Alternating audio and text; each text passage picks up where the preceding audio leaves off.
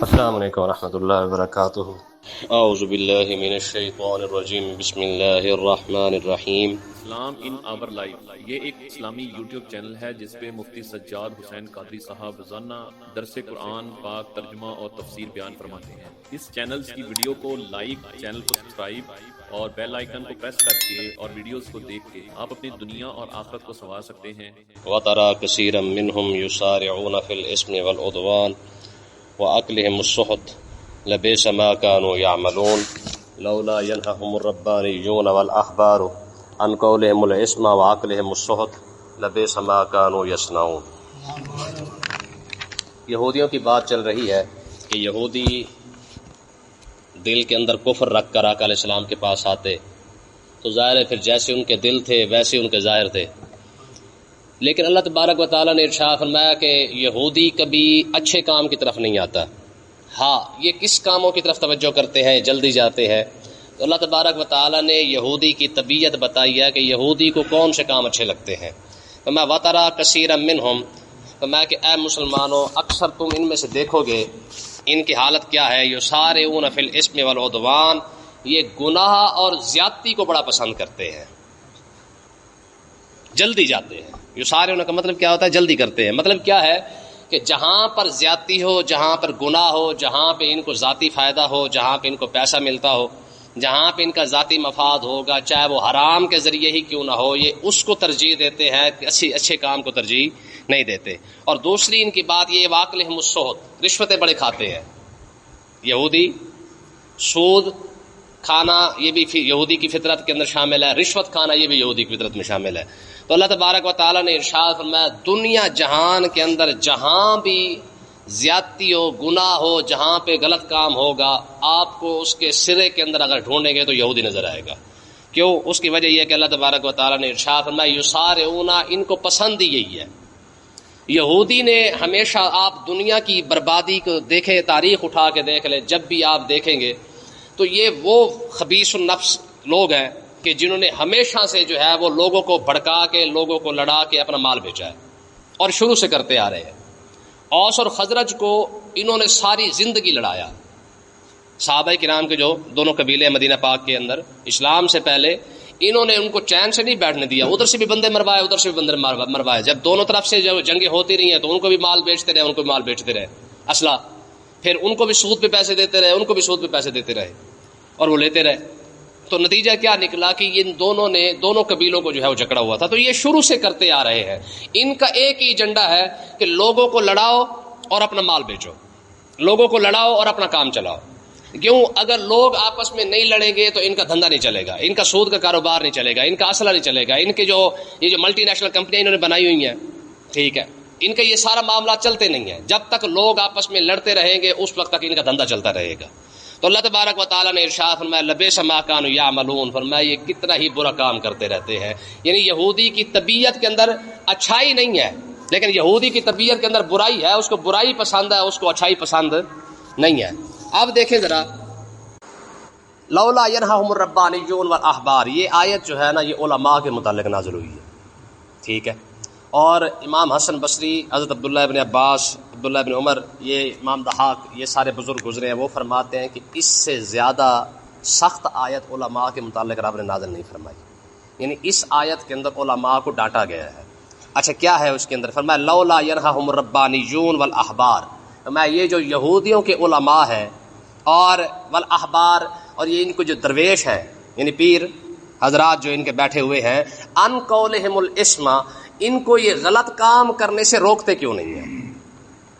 گناہ کی بات کرنے سے ان کو روکتے کیوں نہیں ہیں؟ وَأَكْلِهِمُ السُّحْتَ، حرام کھانے سے ان کو کیوں نہیں روکتے؟ تو اللہ تبارک و تعالیٰ کی یہ جو الفاظ ہے، یہ جو آیت ہے، یہ علماء، چاہے وہ یہودیوں کے اندر تھے، چاہے وہ عیسائیوں کے اندر ہے، چاہے وہ مسلمانوں کے اندر ہے، سب علماء کے لیے یہ آیت نازل ہوئی ہے، ٹھیک ہے۔ تو مطلب یہ کیا ہے کہ علماء فرماتے ہیں کہ اس سے زیادہ سختی والی بات علماء کے لیے نہیں کی گئی۔ یعنی علماء کو اللہ تبارک و تعالیٰ نے یہاں پہ جھنجھوڑا ہے کہ تم کیا کر رہے ہو، لوگ تمہارے سامنے حرام کھا رہے ہیں، لوگ تمہارے سامنے گناہ کر رہے ہیں، اور تم بیٹھ کے کیا کر رہے ہو۔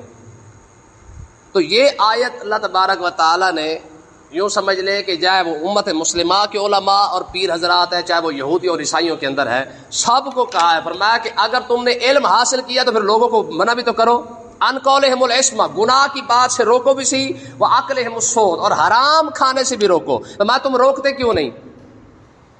اب بتائیں اس سے بڑی کوئی آیت ہو سکتی ہے؟ علماء فرماتے ہیں یہ سب سے بڑی آیت ہے جو اللہ تبارک و تعالیٰ نے قرآن میں نازل فرمائی ہے۔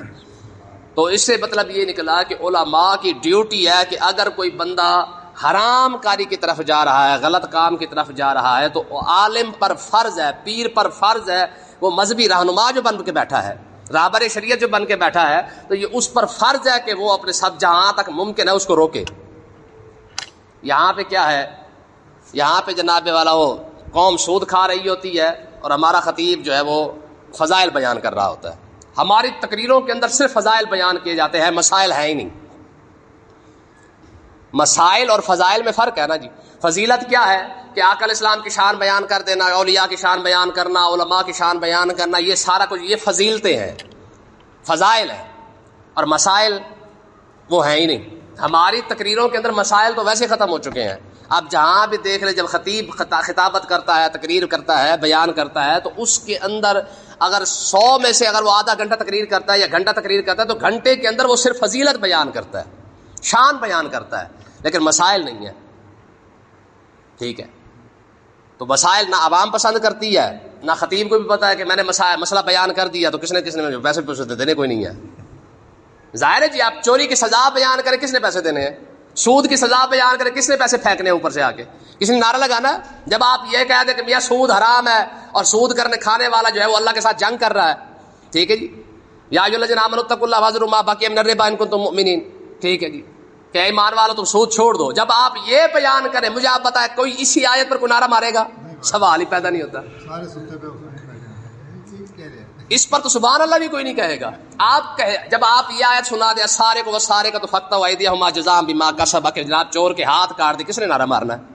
سوال ہی پیدا نہیں۔ تو ان باتوں پر نعرے کون مارتا ہے؟ حالانکہ نعرے کا جو حق بنتا ہے وہ بنتا انہی باتوں پر کہ چلو شکر ہے یار پوری تقریر کے اندر ہمیں کوئی مسئلہ تو ملا نا۔ ساری قوم کا منہ لٹک جاتا ہے کہ لا مولوی کے پاس روپے ابھی، ٹھیک ہے۔ تو اللہ تبارک و تعالیٰ نے ارشاد فرمایا، فرماؤ علماء تم کیا کر رہے ہو کہ لوگ جو ہے وہ گناہ کی طرف جا رہے ہیں، تم انہیں روکتے رہی، لوگ اکلہم السحت، لوگ رشوتیں حرام کھا رہے ہیں اور تم انہیں غیر کہتے نہیں ہو۔ ہون دسو کیڑا مسئلہ بیان کرے بندہ؟ یہ جو میرے دوست ہیں ڈیفینس کینٹ والے پاسے، ہمیں بڑی خوشی ہوتی ہے کہ یار وڈی وڈی مسجد بیٹھے نے، وڈے وڈے ایریے بیٹھے نے، تو جناب بڑے مزے نے انہوں نے تنخواہ بھی بابا ساریا نے۔ وہ مجھے ایک دن کہنے لگا یار گل سنو، یہ ڈیفینس کینٹ والا صرف لاش پاش یہ ہے، حقیقت یہ ہے کہ ہم اپنی مرضی سے ایک مسئلہ نہیں بیان کر سکتے۔ کیوں؟ ان کے پاس چھپا چھپایا آتا ہے الف انار بے بکری، ٹھیک ہے جی، صرف انہوں نے وہ بیچاروں نے پڑھ کے سنانا ہوتا ہے، چاہے وہ جتنا مرضی عالم ہے، جتنا مرضی مفتی ہے۔ یہ ڈیفینس کینٹ کے اندر باقاعدہ ان کو لکھ کے خطبے دیے جاتے ہیں، اپنی مرضی سے وہ بیان نہیں کر سکتے، جو مرضی کر لیں۔ ہاں تنخواہیں ماشاء اللہ لاکھ سوا لاکھ 50,000 60,000 70,000 ہے، لیکن بے بسی کی انتہا یہ ہے کہ ان کو یہ اجازت نہیں ہے کہ وہ اپنی مرضی سے کوئی مسئلہ بیان کر دیں۔ ہاں جو لکھا آنا ہے حضرت نے الف انار بے بکری پڑھ کے سنا دینا، چل بھائی، اس سے زیادہ ان کی کوئی اہمیت نہیں ہے۔ تو بتائیں مجھے علم کا فائدہ کیا ہوا یا ان مسجدوں کا فائدہ کیا ہوا؟ حقیقت یہ ہے صرف وہ عالم صحیح بیان کر رہا ہے آج کے دور کے اندر جس عالم کی مسجد اپنی ہے، اسے پتہ نہیں یہاں سے نکالنے والا کوئی نہیں، وگرنہ انتظامیہ ہماری جو قبضہ گروپ ہے، لوگ پلاٹوں پہ قبضہ کرتے ہیں، ہمارے لوگوں نے مسجدوں پہ قبضہ کیا ہوا ہے، خاص کر جو انتظامیہ حضرات ہے، ان کی مرضی کے بغیر آپ تقریر نہیں کر سکتے۔ لاہور کے اندر آپ حیران ہوں گے، ایک مولوی صاحب نے دوست نے سود پر جمعہ پڑھا دیا، انہوں نے کہا حضرت صاحب چھٹی کریں جناب۔ انہوں نے کہا یار میں تو سود جمعہ پڑھایا، انہوں نے کہا پتہ ہی کوئی نہیں، ہمارے جو پریزیڈنٹ آف مسجد ہے وہ حضور سود کھاتے ہیں، اور حضور جب سود کھاتے ہیں تو پھر آپ نے جناب پریزیڈنٹ کے خلاف ہی آپ نے تقریر کر دی ہے۔ تو بتائیں اب حق کہاں بیان ہوگا؟ بھائی سیدھی سی بات ہے، حق بیان۔ حضرت ابو سفیان ثوری رضی اللہ تعالیٰ عنہ آپ بیٹھے ہوئے تھے، آپ حیران ہوں گے، یہ اس دور کی بات ہے یار، حضرت ابو سفیان یہ کوئی آج کے بندہ نہیں ہے، یہ 1100 سال غالباً پہلے کے ہے، حضرت عبداللہ بن مبارک کے دور کے ہے یہ۔ آپ حیران ہوں گے، آپ کے پاس سکے پڑے تھے مسجد پیسوں کے جو ہوتے تھے نا سونے چاندی کے، آپ کے پاس ایسے ڈھیر لگا ہوا تھا، تو آپ نے نا ایسے اٹھایا اور اٹھا کے ایسے اوپر اچھالے، اور شاگرد بھی بیٹھے تھے, ساتھ دوست بھی آئے بیٹھے تھے, خلیفے بھی بیٹھے تھے, سارے بیٹھے تھے. انہوں نے کہا حضور یہ کیا ہے؟ آپ نے فرمایا میاں جس کے پاس یہ نہ ہو اس کا مسئلہ ہی کوئی نہیں سنتا. یہ 1000 سال پہلے بابے نے کہا تھا جس کے پاس یہ نہ ہو اس کا مسئلہ کوئی نہیں سنتا. آپ دیکھیں میں حقیقت آپ کو بتا رہا ہوں, اگر خطیب, یہ آپ بیتی بھی ہے, جگ بیتی بھی ہے, خطیب اگر بڑی گاڑی کے بغیر چلا جائے اس کی تقریر نہیں سنتے. مولوی کو ہے ہی کچھ نہیں, مولوی تو بڑا عالم کوئی نہیں ہے. یعنی ہمارے جو بڑے عالم کا جو معیار ہے وہ صرف گاڑی ہے. اگر گاڑی پہ جا رہا ہے تو بڑا عالم ہے, اگر رکشے پہ جا رہا ہے تو بڑا عالم شالم. جھنگ کے اندر ایک بہت بڑا مناظرہ ہوا تھا, اور غالباً حیران ہوں گے آپ کے تقریباً کچھ 7-8 دن مناظرہ ہوا ہے.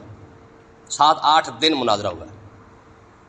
مناظرہ جیتنے والا رکشے پہ آیا ہے, ہارنے والا 3-4 اس وقت جو لینڈ کروزر تھی نا اس پہ آیا ہے. تو لوگوں نے ہارنے والے کا استقبال کیا ہے, جیتنے والے کا استقبال نہیں کیا. اس کی وجہ یہ کہ وہ رکشے پہ آ رہا تھا.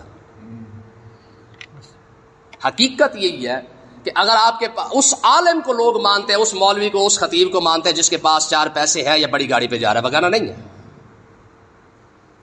مطلب دسے سی نا, میں ڈیفینس تقریر کرنے گیا تھے, رکشے سے چلا گیا. مالک محفل کا جو تھا وہ مجھے کہا, اس نے کہا جی آپ رکشے پہ آ گیا. مگر یار آیا تو میں ہی ہے نا.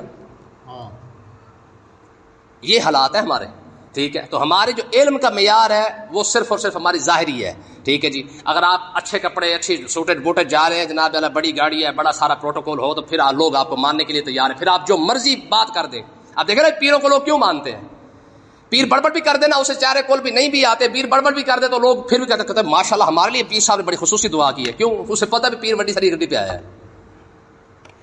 تو حق بیان کرنے کے لیے آزاد ہونا ضروری ہے. تو جو آزاد نہیں ہے تو اسے حق کیا بیان کرنا ہے, ٹھیک ہے جی.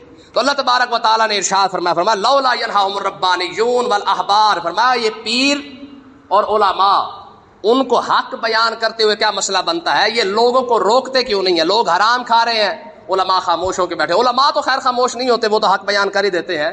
جو ہمارے مسجدوں کے حالات ہیں اس کے اندر تو پھر حق بیان کرنا جو ہے وہ جہاد کرنے سے ذرا کم نہیں ہوتا ہے. تو اللہ تبارک و تعالیٰ نے ارشاد فرمایا لبئس ما کانوا یصنعون, فرمایا یہ کتنا برا کام کر رہے ہیں کہ ان کو پتہ ہی کوئی نہیں ہے کہ یہ رب کے ساتھ ہی مقابلہ کر کے کھڑے ہوئے ہیں.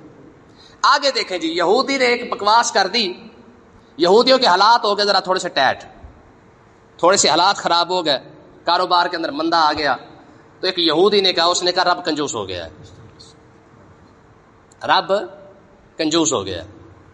قالت الیہود ید اللہ مغلولہ, یہودیوں نے کہا اللہ کے ہاتھ بندھے ہوئے ہیں, یعنی سانو رزق ہی نہیں دے رہا, ساری روزی روٹی گھٹ ہو گئی ہے.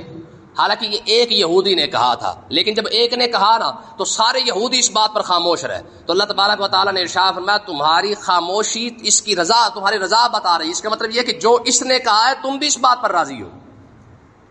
تم جو خاموش کھڑے, تم نے اسے روکا ہی نہیں ہے کیوں کتنی بڑی بکواس کر رہا ہے. تو تمہاری خاموشی بتا رہی ہے کہ تم بھی ان کے اس کی بات میں تم بھی راضی ہو. تو اللہ تبارک و تعالیٰ نے اب ان کو کیا جواب دیا, جب فرمایا فقالت الیہود ید اللہ مغلولہ, یہودی کہتے ہیں کہ اللہ کا ہاتھ بندھا ہوا ہے. فرمایا غلت ایدیہم, فرمایا رب کا ہاتھ تو نہیں بندھا ہوا, ان کے ہاتھ بندھے ہوئے ہیں. لعنوا بما قالوا, فرمایا کہ اس کی وجہ یہ ہے کہ اللہ تبارک و تعالیٰ نے ان پر لعنت جو کی ہے. علماء فرماتے ہیں جب اللہ تبارک و تعالیٰ نے فرمایا غلت ایدیہم, یعنی ان کے ہاتھ بندھے ہوئے ہیں, فرمایا تب سے لے کر قیامت تک جتنے یہودی ہوں گے سارے کے سارے کنجوس پیدا ہوں گے, سخی کوئی بھی پیدا نہیں ہوگا. ہاں رب کے بارے میں کہا فرمایا بل یداہ مبسوطتان ینفق کیف یشاء, فرمایا رب کا تو کرم یہ ہے اس کے تو دونوں ہاتھ کھلے ہوئے ہیں, جیسے چاہتا ہے خرچ کرتا ہے. کنجوسی کا ڈر تو بھائی اس سے ہوتا ہے جس کا ختم ہو جائے, ٹھیک ہے جی. بخیلی تو بندہ تب کرتا ہے, ہاتھ بندہ تب روکتا ہے جسے پتا ہے کہ میں نے خرچ کر دیا تو پیچھے سے کم ہو جائے گا یا ختم ہو جائے گا. وہ تو ایسا قادر مطلق ہے, ساری کائنات کھا رہی ہے, اس کو پھر بھی فرق کوئی نہیں پڑتا ہے. حدیث پاک ہے, حدیث پاک ہے, فرمایا ساری کائنات ایک میدان میں کھڑی ہو جائے اور ایک میدان میں کھڑے ہو کے ساری کائنات بیک وقت مانگے اور جو مرضی مانگے, فرمایا وہ سب کو دے دے پھر بھی اسے فرق کوئی نہیں پڑتا ہے. حدیث پاک کے اندر آتا ہے کہ جب جنتی جنت میں چلے جائیں گے نا, جانے کے بعد جو آخری جنتی ہوگا اس کو اللہ جانے پتہ نہیں کیا کچھ ملے گا, یہ روئے زمین بھی ساری اس کو دے دی جائے گی, پھر اس کے بعد اس کے برابر پتہ نہیں کتنا کچھ دیا جائے گا. اللہ تبارک و تعالیٰ جنتی سے فرمایا کچھ مانگ. اب بتائیں وہاں پہ کیا مانگنے کی ضرورت رہ جائے گی, ٹھیک ہے جی. محلات سونے کے بنے ہوئے ہوں, ساتھ ساتھ جو ہے وہ جناب اپنا بیویاں بھی خوبصورت بھی ہوں اور فرما بردار بھی ہوں، رزق کی بھی کمی نہ ہو ہے جی، جو اپنا کھانے پینے والا سسٹم ہے وہ اتنا ہوگا کہ جناب جو پھل آپ نے توڑا ہے وہاں پہ دوسرا لگ گیا ہے، پرندے اوپر سے آئے، گوشت بھنا بنایا جائے، بندے کے پاس آ جائے، بندہ مانگے بھی تو کیا مانگے؟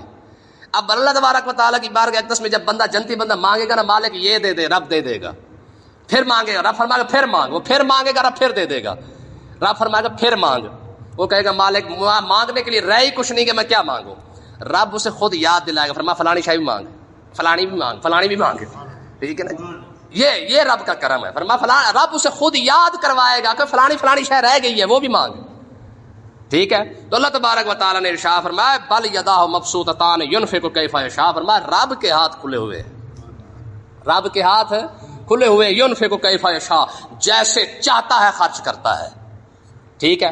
لیکن ان کا حال فرمایا والا یزیدن کثیرا منہم ما انزل الیک من ربک طغیانا وکفرا، فرمایا محبوب جے تیرے رب نے تیرے اوپر نازل فرمایا ہے نا، اے محبوب آپ کے رب نے جو آپ پر نازل فرمایا ہے، تو والا یزیدن کثیرا منہم، آپ ذرا دیکھیے گا ان کو، جیسے جیسے قرآن نازل ہوتا جائے گا ان کا کفر بھی بڑھتا جائے گا، ان کی سرکشی بھی بڑھتی جائے گی۔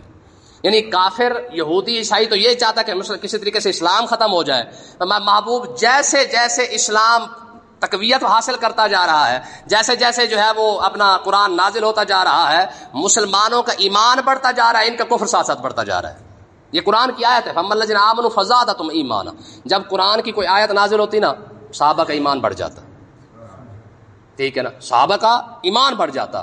فرمایا کہ وہ لوگ وَأَمَّا الَّذِينَ فِي قُلُوبِهِمْ مَرَضٌ فَزَادَتْهُمْ رِجْسًا إِلَىٰ رِجْسِهِمْ وَمَاتُوا وَهُمْ كَافِرُونَ، فرمایا جن کے دلوں کے اندر ہے نا مصیبتیں، یعنی جو دل کے کوڑے ہیں، فرمایا جیسے قرآن کی آیت نازل ہوتی ہے ان کا کفر اور بڑھ جاتا ہے۔ یعنی وہ تو سوچتے ہیں کہ یار کسی طریقے سے ہماری یہ جو جتنا قرآن آ چکا ہے یہی کافی ہے، لیکن اگلے دن وہ جب اٹھتے ہیں تو 2 آیتیں اور آ چکی ہوتی ہیں، پھر اگلے دن اٹھتے ہیں دوسری صورت اور آ چکی ہوتی ہے، ٹھیک ہے۔ تو اللہ تبارک و تعالیٰ نے ارشاد فرمایا محبوب ان کا کفر بڑھتا ہی جائے گا، کم نہیں ہوگا۔ وَأَلْقَيْنَا بَيْنَهُمُ الْعَدَاوَةَ وَالْبَغْضَاءَ إِلَىٰ يَوْمِ الْقِيَامَةِ، ہاں یہ ضرور ہے ہم نے قیامت تک کے لیے ان کے دلوں کے اندر بغض اور عداوت ڈال دی ہے، ساری زندگی قیامت تک ان کی نسلیں بھی آتی رہیں گی نا یہودیوں کی، یہ ایک دوسرے سے بھی بغض رکھیں گے، یہ نہیں کہ یہ آپس میں بڑے ملے ملائے ہیں، نہ یہ کبھی بھی ان کی آپس میں بھی نہیں بنے گی، نہ یہودیوں کی آپس میں بنے گی نہ عیسائیوں کی آپس میں بنے گی۔